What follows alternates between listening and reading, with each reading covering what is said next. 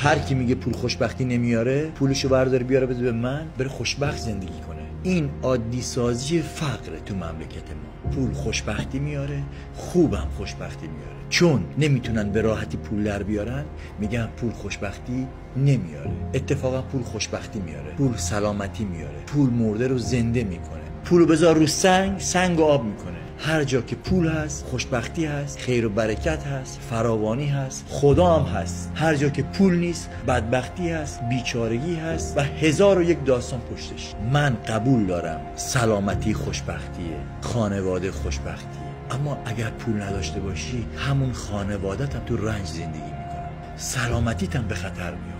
بیا برو باشگاه ببین بدون شهریه راد میدن تمرین کنی. خوشبختی عوامل زیادی داره، اما یکی از مهمتریناش پوله.